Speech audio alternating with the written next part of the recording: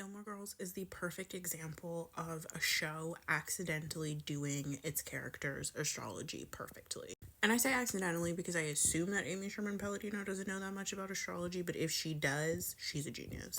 This is the chart of one Lorelai Lee Gilmore, and when I say it makes so much fucking sense. First of all, she is a Virgo rising, perfectionist, neurotic, and scared.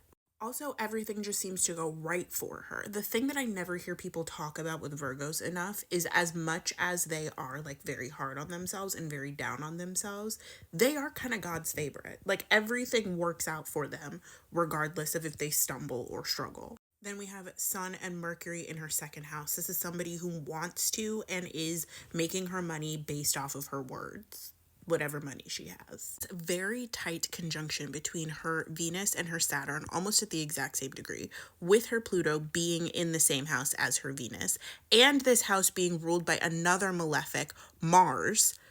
Of course she has problems with relationships. Of course she has daddy issues.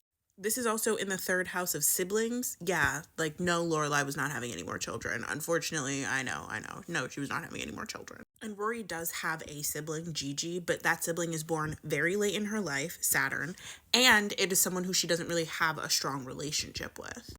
As a fellow Pisces moon, at almost the same degree as her, yeah, she's a mama's girl. Yeah, she is. And her moon is opposing her rising. She fundamentally does not understand her emotional state, especially having Sun in Libra. She's constantly running away from fully understanding and digesting her emotions. And this is where she gets that strong, like, dreamer quality, that energy of kind of like leap and the net will appear, expecting things to work out for her because somehow they just do, usually. Yeah, it's that Pisces moon. She's also got the malefic Mars in close conjunction to her Jupiter. There's something about her luck and her ability to expand and grow that is being tightly restricted by this Martian energy. And almost all the aspects to her Jupiter are hard ones. Her Jupiter is being squared by her Mercury, squared by her moon, squared by her sun. Her ability to express herself and to make money doing that is inherently being restricted even as she continues to strive for that. With a Gemini midheaven, it makes sense why she would want to be a journalist. Her reputation, her career is being ruled by this very mercurial planet. You know, Geminis are yappers. They're not just yappers, they're writers, they're thinkers, they're analyzers. But again, this energy is being restricted by Chiron, the wounded healer. There's something about her self-expression that she does not believe in.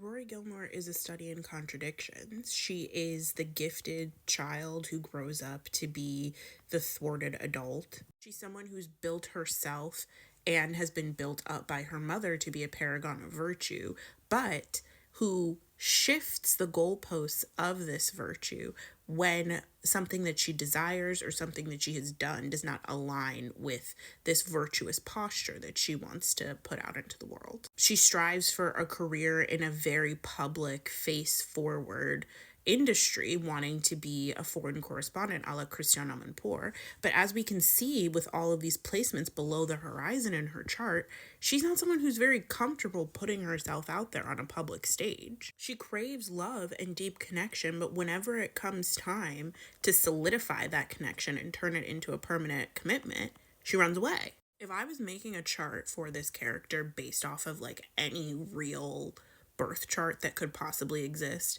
this is exactly the one that I would pick.